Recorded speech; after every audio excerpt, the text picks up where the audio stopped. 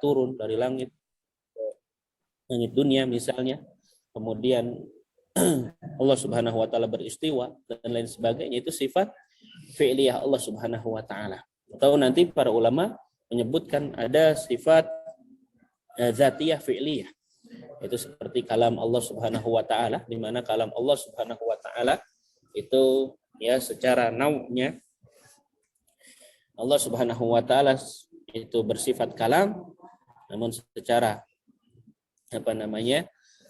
kehendak Allah Subhanahu wa taala, kapan Allah berkehendak untuk berbicara, itu menjadi iradah Allah Subhanahu wa taala. Nah, pembagian tersebut dapat kita lihat pada ya buku-buku seperti buku-buku asma wa sifat ya.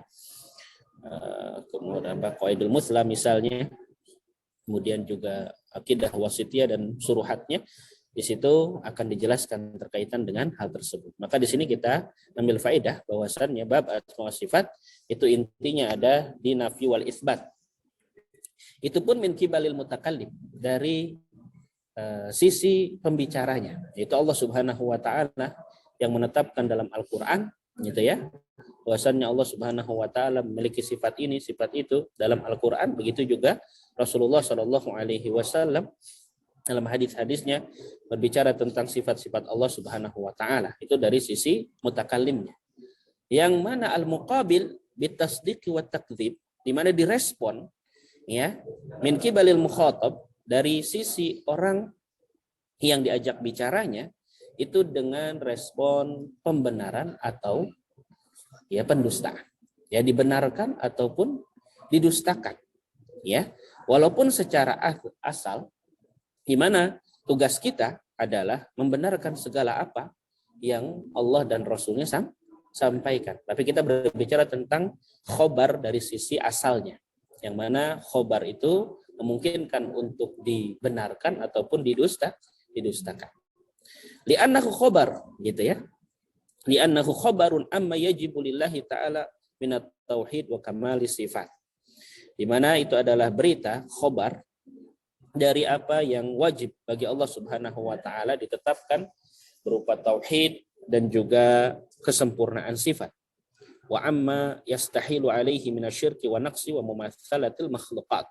Dan dari apa yang mustahil bagi Allah Subhanahu wa taala dari kesyirikan, kekurangan dan juga keserupaan dengan para makhluk-makhluknya. Ya, itu berbicara nantinya tentang tauhid dan as-sifat. Ya, jadi maksud dari asal yang pertama ini adalah berkenaan dengan khobar. Ya, ini kita ingat begitu ya. Kalau asal yang pertama itu babnya masuk ke bab khobar. Contohnya di sini lanjutkan. Misalul dzalika.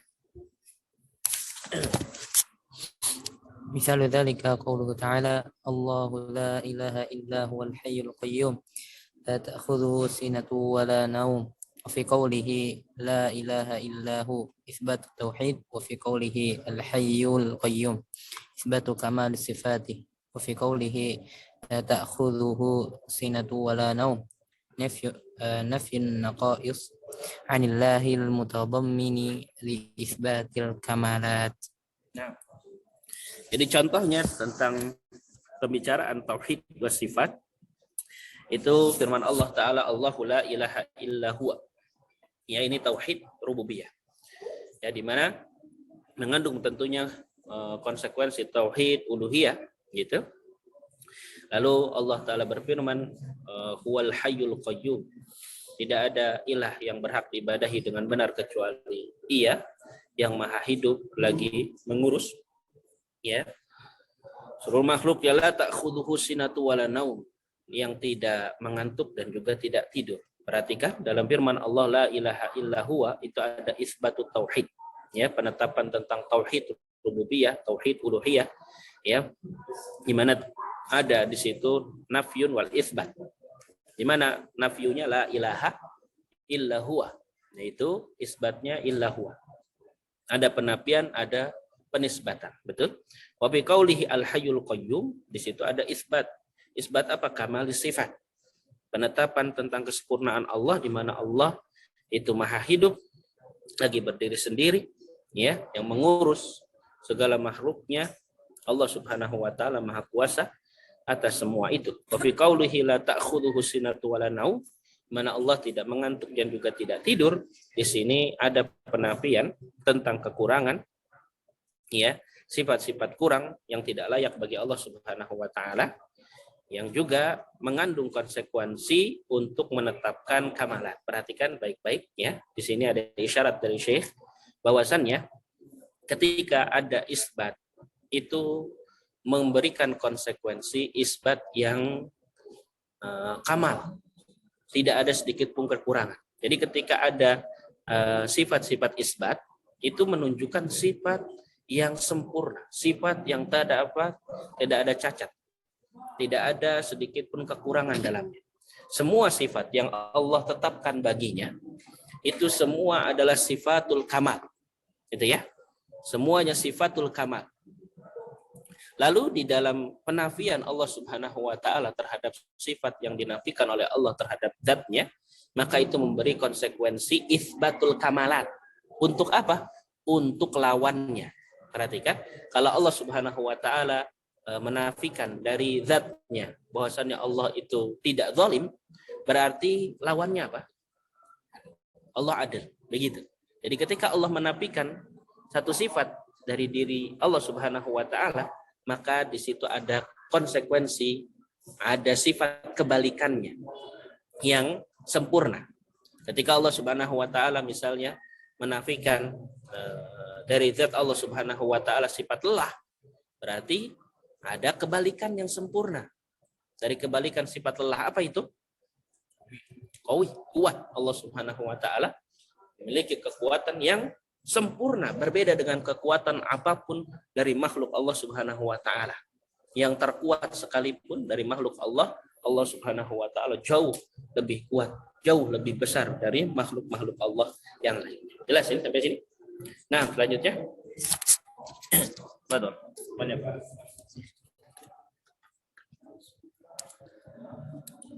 Wa amal kalam fi syar'i wal qadar fa huwa min babi talabi الدائري بين الأمر والنهي من قبل المتكلم المقابل بالطاعة أو معصية من قبل المخاطب لأن المطلوب إما محبوب لله ورسوله فيكون مأمورا به وإما مكروه لله ورسوله فيكون منهيا عنه.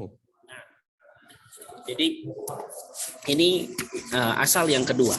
Jadi asal yang kedua pun gabungan antara syara' wal qadar. Jadi kan dalam Tadmuriyah sebenarnya Ibnu Taimiyah rahimahullahu taala itu berbicara tentang dua asal. Tauhid was sifat, lalu asy-syara' wal qadar. Apa yang dimaksud dengan syara'? Syara' di sini adalah hukum syar'i, ahkam asy-syar'iyyah. Gitu.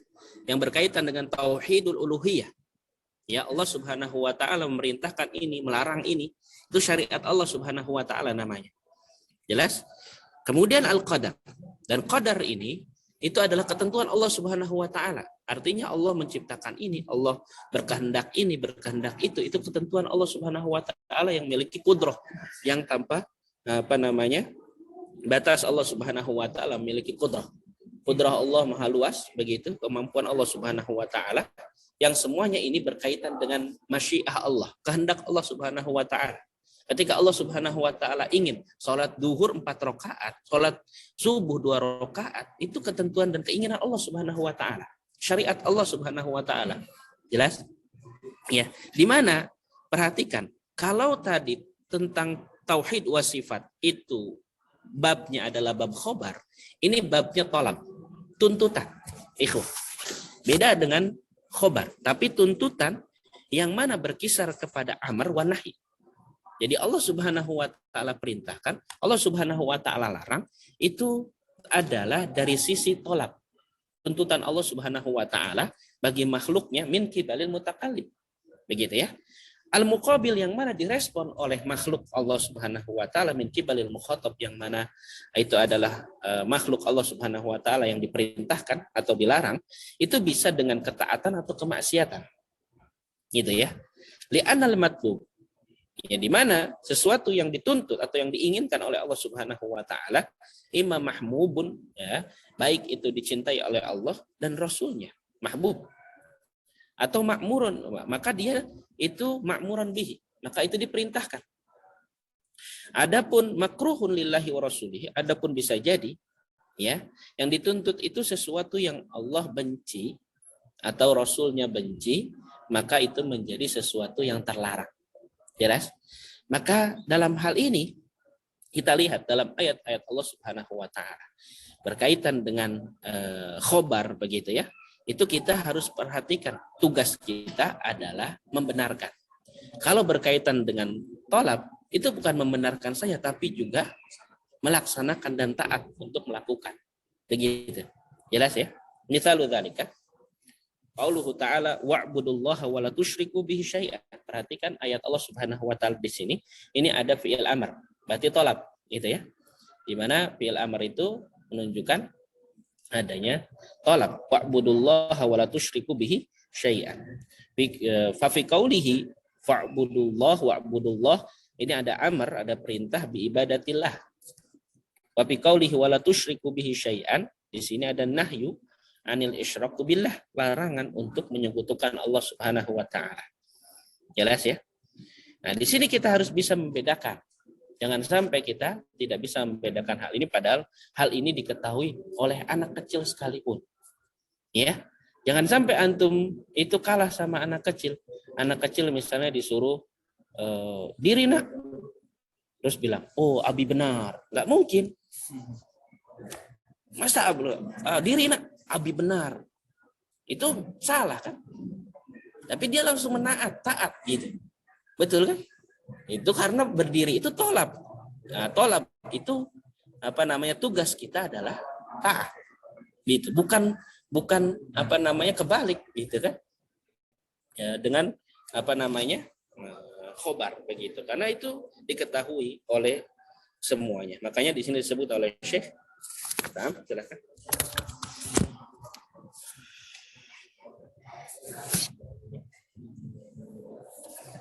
Wal farqu bainal khabari wat talabi fi haqiqatayhima.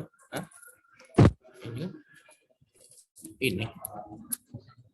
Wal farqu bainal khabari wat talabi fi haqiqatayhima wa hukmihima ma'lumun likulli ahadin. Fal wajibu 'alal ibadi izaa khabarillahi wa rasulihi at-tasdiqu wal imanu bihi 'ala ma aradallahu wa rasuluhu tasdiqan la takdiba ma'ahu wa imanan la kufra ma'ahu wa baqinan wa yaqinan la syakka ma'ahu liqouli ta'ala ya ayyuhalladzina amanu aminu billahi wa rasulihi wal kitabil ladzi nazala ala rasulihi wal kitab alladzi anzala min qablu wa man yakfur billahi wa malaikatihi wa kutubihi wa rusulihi wal yawmil akhir faqad dhalla dhalalan ba'ida. Ya. Wal farqu bainal khabar wa talab, ya, perbedaan antara khabar dan talab fi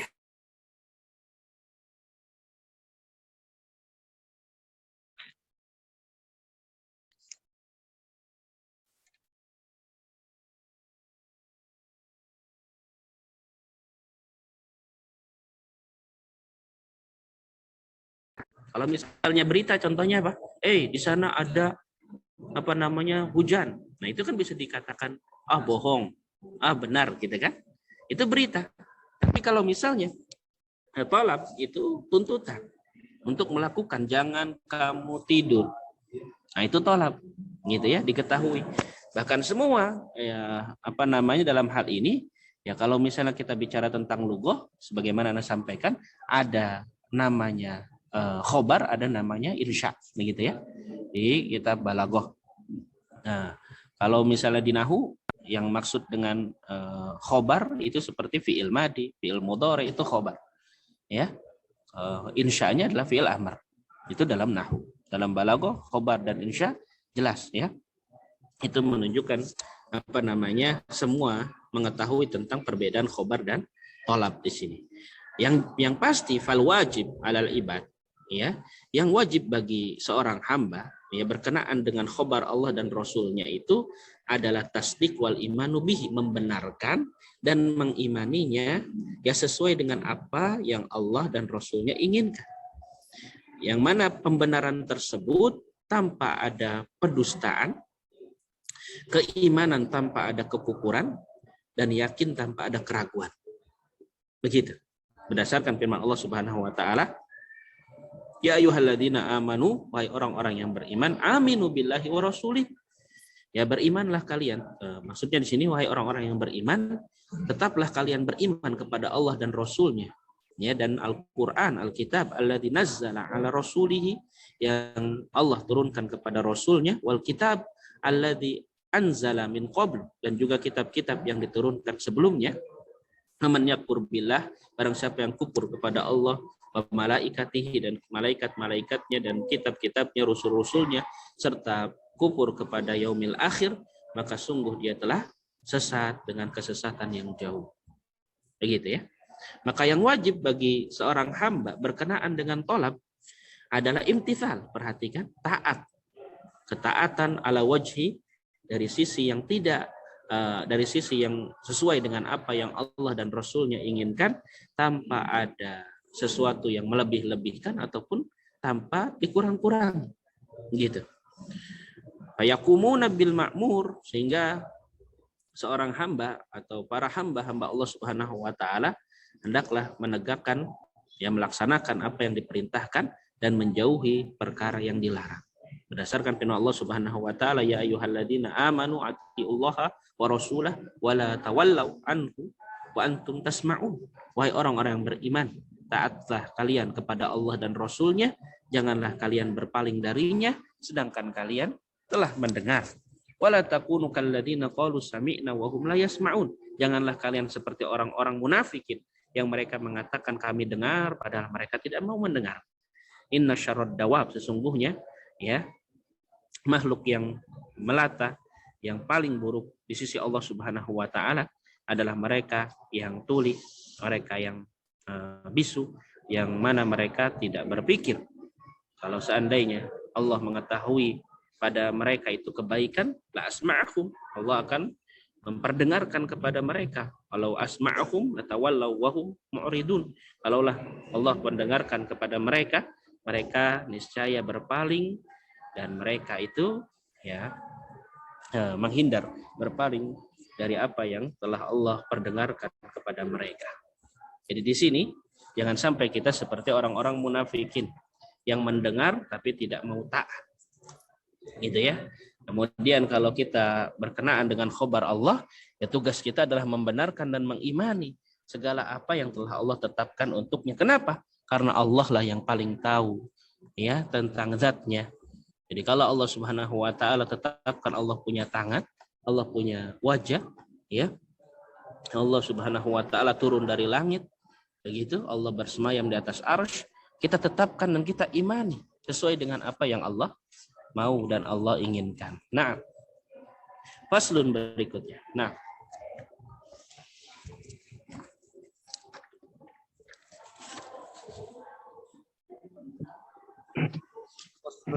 إذا تبين ذلك فها هنا أصلان. الأصل الأول في الصفات وهو أن يوصف الله بما وصف به نفسه وبما وصفته به رسله إثباتا بلا تمثيل وتنزيها بلا تعطيل كما جمع الله تعالى بينهما في قوله ليس كمثله شيء وهو السميع البصير. فقوله ليس كمثله شيء نفي متضمن لكمال صفاته مبطل لمنهج أهل التمثيل، وقوله وهو السميع البصير إثبات لأسمائه وصفاته وإبطال لمنهج أهل التحريف والتعطيل. فنثبت ما أثبته الله لنفسه وننفي ما نفى الله عن نفسه من غير تحريف ولا تعطيل ومن غير تكييف ولا تمثيل. وهذا هو المنهج السليم الواجب المبني على العلم والحكمة والسداد في القول والاعتقاد. Pasal berikutnya, apabila jelas pada kita semua itu berkenaan dengan dua asal tadi, maka asal yang pertama berkenaan dengan sifat, ya. Langsung berkenaan dengan sifat tanpa berkenan atau tanpa membahas tentang tauhid rububiyah. Kenapa, ikhwah? Karena otomatis ketika seseorang menetapkan asma dan sifat Allah, ya berarti dengan kata lain mengandung penetapan akan rububiyah Allah Subhanahu wa taala, gitu ya. Makanya langsung Syekhul Islam berbicara tentang sifat. Padahal di awal tadi apa? At-tauhid wa sifat.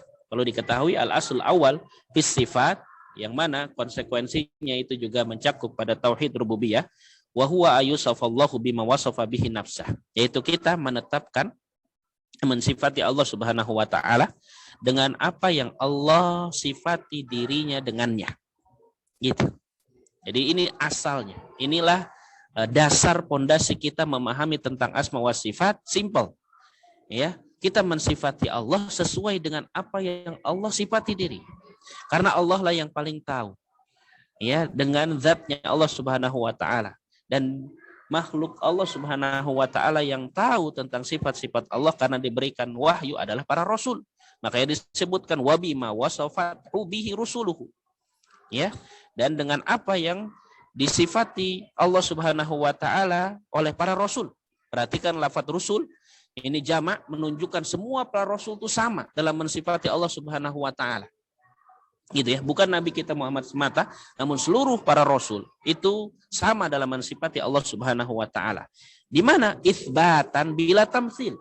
Ini konsekuensi ketika kita menetapkan sifat Allah Subhanahu wa taala, itu penetapan tanpa tamtsil. Ingat, tanpa ada penyerupaan dengan satu makhluk pun. Tanpa ada kemestian kita harus menyamakan sifat tangan Allah, sifat wajah Allah, sifat turun Allah, sifat istiwa Allah itu dengan kesamaan dengan turun istiwa dengan makhluk, atau kesamaan wajah tangan Allah Subhanahu wa taala dengan makhluk, tanpa itu semua. Bila tamtsil, gitu ya. Tanzihan bila ta'til. Kita mensucikan Allah Subhanahu wa taala dari segala naqais, dari segala aib-aib yang ada, dari kekurangan-kekurangan yang ada, itu tanpa ta'til, tanpa perlu untuk mengingkari. Begitu ya. Ya, kita paham para kaum muslimin yang tersesat dalam masalah asma wa sifat, itu niat mereka baik, mentanzi Allah, mensucikan Allah Subhanahu wa taala dari penyerupaan dengan makhluk. Namun ingat, bila ta'til, dan ta'til itu bisa dengan tahrif ataupun dengan tafwid, ya. Ta'til Allah Subhanahu wa taala, mengingkari sifat-sifat Allah Subhanahu wa taala, walaupun tujuannya adalah tanzih, yang mensucikan Allah Subhanahu wa taala dengan keserupaan makhluk, tapi ingat, tanzih tersebut jangan sampai ada ta'til. Gitu.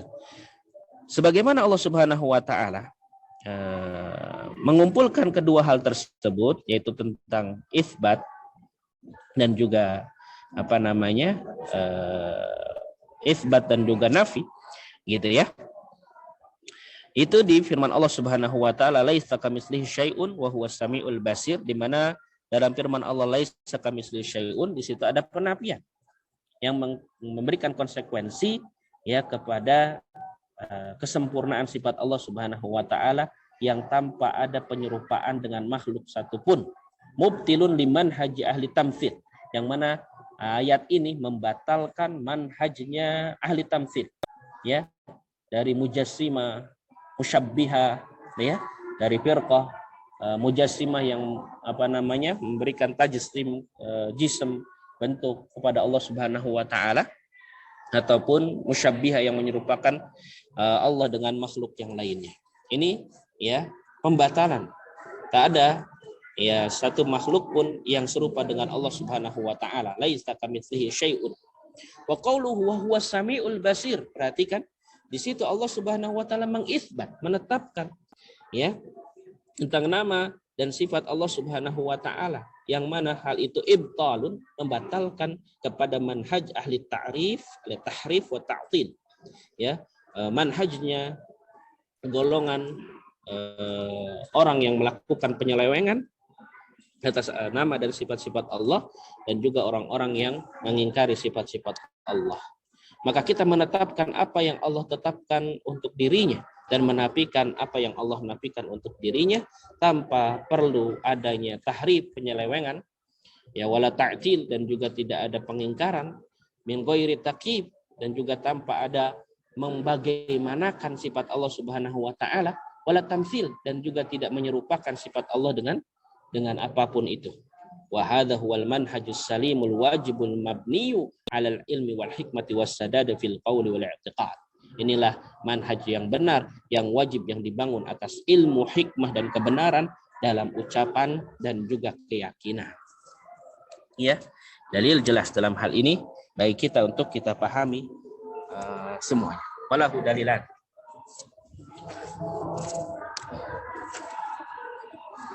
Walahu dalilani athariyun wa nadhariyun. Wa in syi'ta faqul sam'iyyun wa aqliyun. Amma al-athariyu as-sam'iyyu faminhu qawluhu ta'ala walillahil asma'ul husna fad'uuhu biha wa dharul ladzina yulhiduna fi asma'ihi sayujzauna ma kanu ya'malun. Wa qawluhu laisa kamithlihi syai' wa huwas samii'ul basir. Wa qawluhu fala tadribu lillahi al-amthal innallaha ya'lamu wa antum la ta'lamun. Wa qawluhu wala taqfu ma laysa laka bihi 'ilm innas sam'a wal basara wal fu'ada kullu ulaika kana 'anhu mas'ula. Nah, jadi ada dua dalil, yaitu dalil athariyun, ya, wa in syi'ta faqul sam'iyun, yang bersifat samai, ya, bersifat athari, bersifat dalil nakli, begitu ya, atau sam'i, atau ada juga dalil nadhari, dalil yang bersifat pengkajian, ya, yang bersifat akli, yang bersifat sesuai dengan logika. Itu sama ya, baik athari, nadhari itu sama dengan sam'i dan akli, ya, atau naql wal aql. Amal atharius sam'i, adapun yang bersifat athar dan sam'i, itu diantaranya adalah firman Allah Subhanahu wa taala walillahil asmaul husna fad'uuhu biha wa dzarul ladzina yulhiduna fi asma'ihi sayujzauna ma kanu ya'malun. Perhatikan ya, Allah Subhanahu wa taala memiliki nama-nama yang husna, yang sempurna, yang maha indah. Fad'uuhu biha, maka berdoalah kepadanya, beribadahlah kepadanya dengan nama-nama dan sifat-sifat Allah Subhanahu wa taala tersebut. Wa dzarul ladzina yulhiduna fi asma'ihi, dan jauhilah, tinggalkanlah orang-orang yang menyimpang dari kebenaran di dalam nama-nama Allah. Sayujzauna ma kanu ya'malun, mereka akan dibalas atas apa yang mereka kerjakan, ya, yang mana mereka menyimpang dari kebenaran di dalam nama-nama Allah Subhanahu wa taala. Perhatikan, ini bisa untuk melihat penjelasan juga Syekh Ibnu Utsaimin dalam Fathul Rabbil Bariyah, yang mana beliau mentalkhis juga dalam Fatawal Hamawiyah dari Syekhul Islam Ibnu Taimiyah, di mana tentang dalil sam'i ini, walillahil asmaul husna fad'uhu biha wa dzarul ladzina yulhidun, itu menunjukkan wajibnya isbat min ghairi tahrifin wala ta'til, ya, menunjukkan wajibnya untuk menetapkan nama-nama dan sifat-sifat Allah, gitu ya. Karena di sini Allah Subhanahu wa taala katakan Allah memiliki nama yang indah. Di dalam nama Allah terdapat sifat-sifat Allah Subhanahu wa taala. Lalu di situ wa dzarul ladzina yulhidun, ya, kita menafikan tahrif dan juga ta'til, begitu. Kenapa? Karena di dalam ilhad itulah, ya, keduanya itu ada, yaitu menyelewengkan makna-makna Allah Subhanahu wa taala dan juga, ya, menafikan sifat-sifat Allah Subhanahu wa taala, itu termasuk ilhad, ya, menyimpang dari kebenaran di dalam nama-nama Allah Subhanahu wa taala, ya. Ini mungkin perlu diperjelas tahrif itu, ikhwah. Tahrif itu ada tahriful makna, ada tahriful lafaz dan makna, ada tahriful lafaz tanpa makna. Contohnya misalnya tahriful lafaz yang berkonsekuensi juga kepada perubahan dari maknanya, seperti wa kallamallahu Musa taklima, wa kallamallaha Musa taklima. Di situ ada tahrif. Kalau Allah Subhanahu wa taala dimansub, itu maknanya berubah. Musa yang mengajak bicara Allah Subhanahu wa taala, begitu ya. Ada juga misalnya tahrif tapi tanpa merubah makna. Contohnya apa? Seperti alhamdulillahirabbil alamin, kalau alhamdanya diganti jadi alhamda tadi alhamdu menjadi alhamda. Nah, itu perubahan tahrif juga akan tapi tidak memberikan konsekuensi perubahan makna.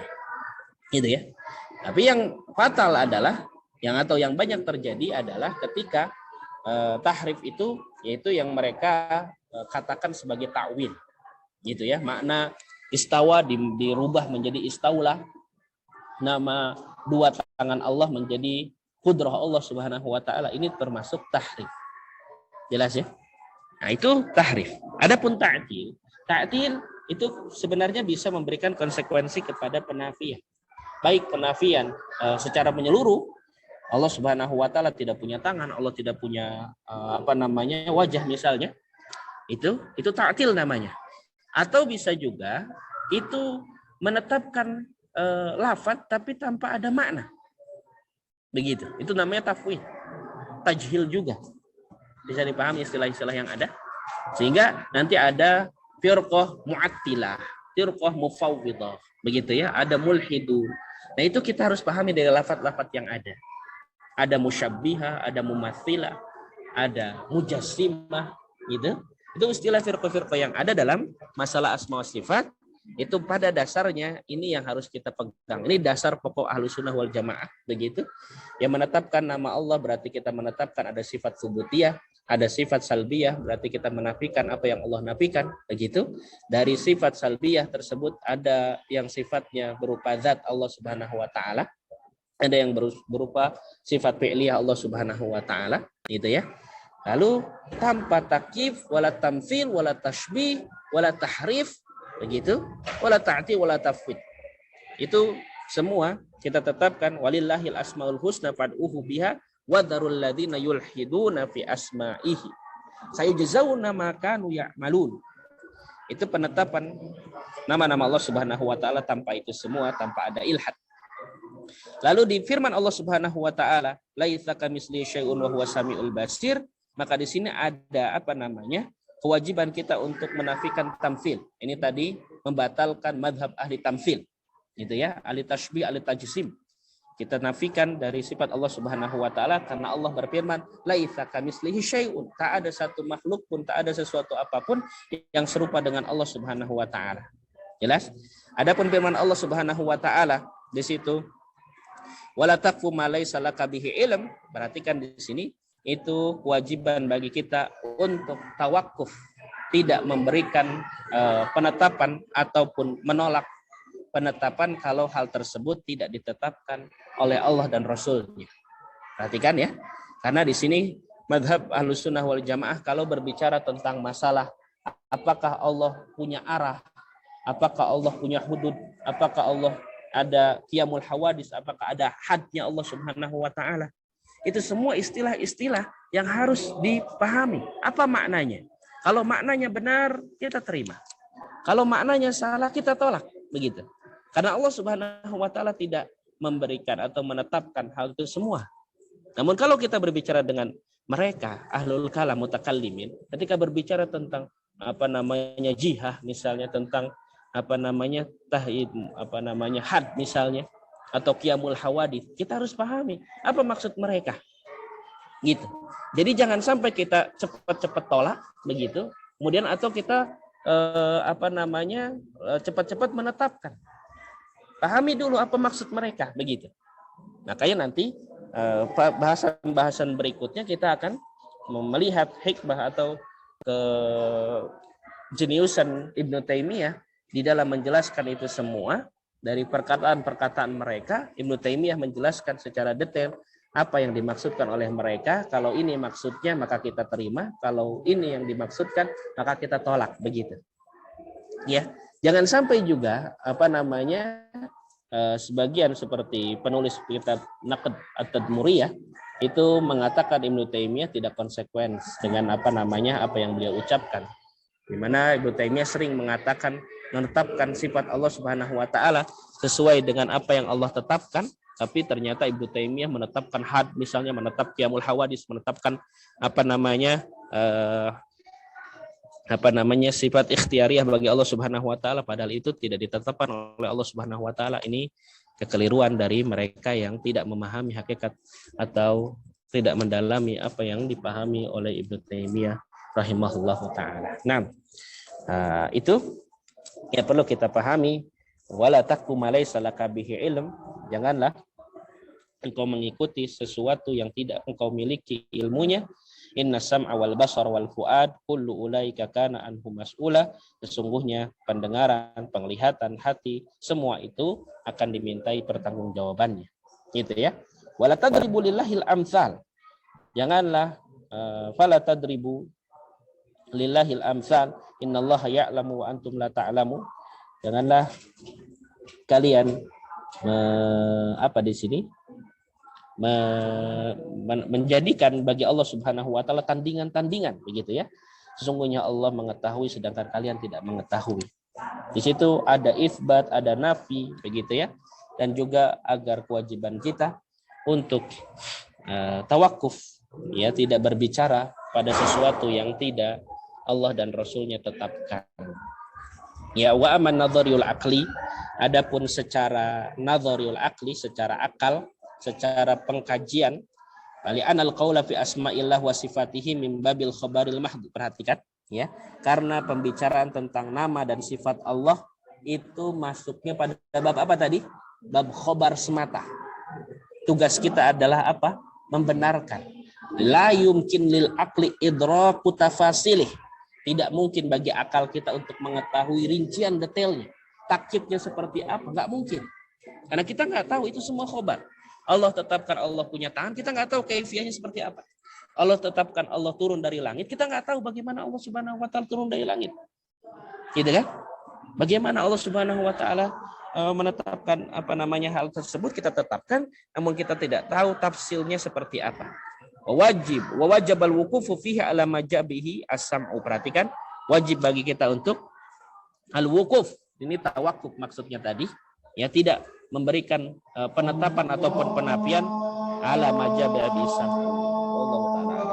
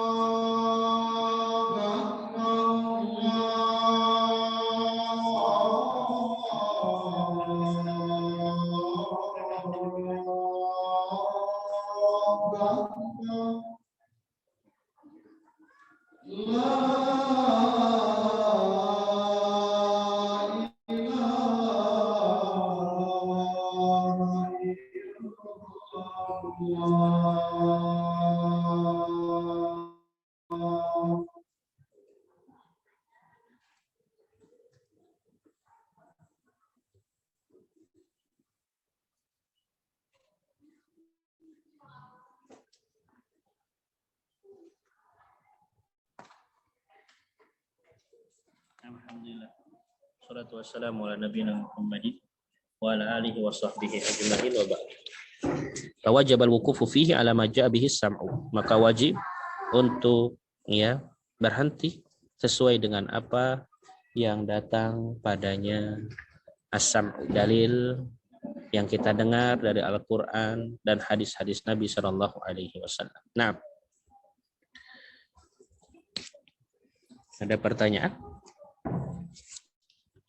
Kalau makais tahrif itu kan mereka kan tujuannya kan nasihat atau penyiar dan Allah alam mungkin tergolong juga karena Asy'ari ya.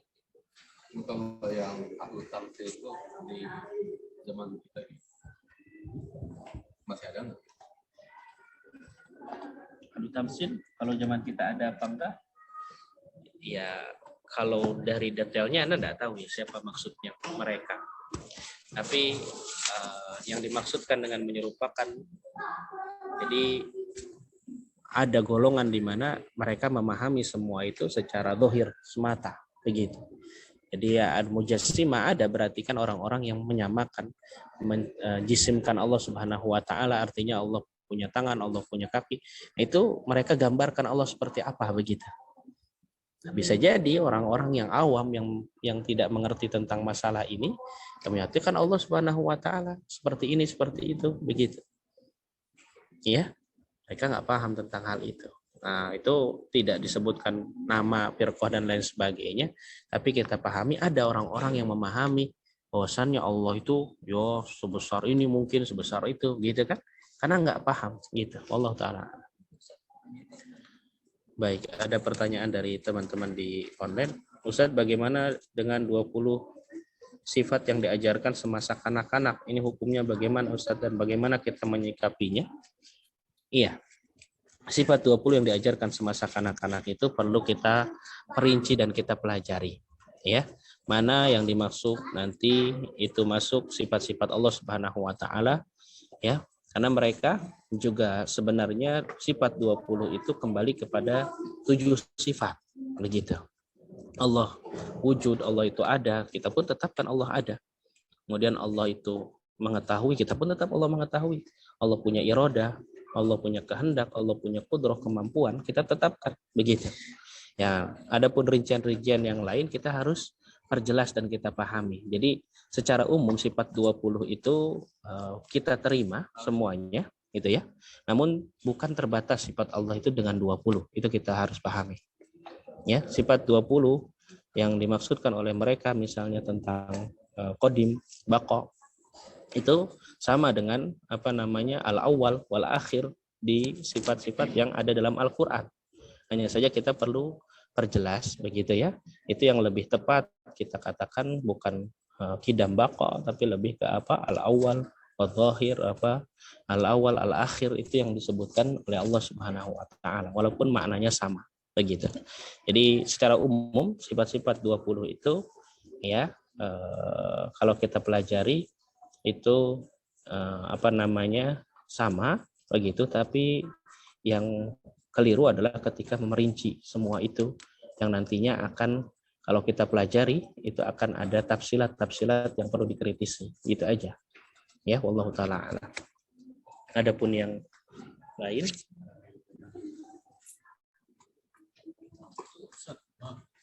yang wujud tambah itu mereka ngambil dasar dari mana gitu? Dari hadis tuh dari mana? Ya, dari apal.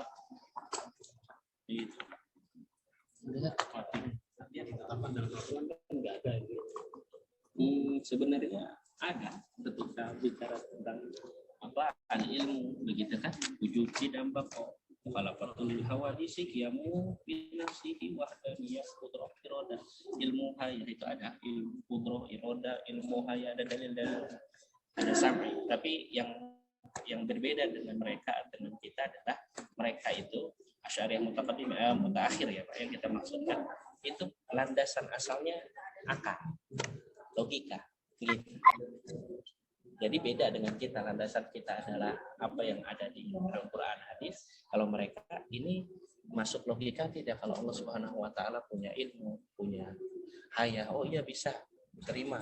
Karena Allah tentu itu, Allah punya kuasa, tentu Allah punya ilmu. Nggak mungkin Tuhan nggak punya ilmu, nggak punya kuasa. Ya, nggak mungkin dan sebagainya. Tapi kalau misalnya Allah marah, Allah marah. Allah turun, Allah turun. Kayaknya nggak pasti sama logika kita. Itu akhirnya mereka tolak. Gitu. Gimana Allah turun? Nanti kalau Allah turun harus kosong dong. Gitu. Dan sebagainya itu nggak sesuai dengan logika mereka. Akhirnya mereka tolak. Gitu. Kalau tidak ada mereka. Cukup. Akhirnya ya. Naktafi bihadzal qadar. Subhanakallah bihamdika. Asyhadu an la ilaha illa anta astaghfiruka wa atubu ilaik. Assalamualaikum warahmatullahi wabarakatuh.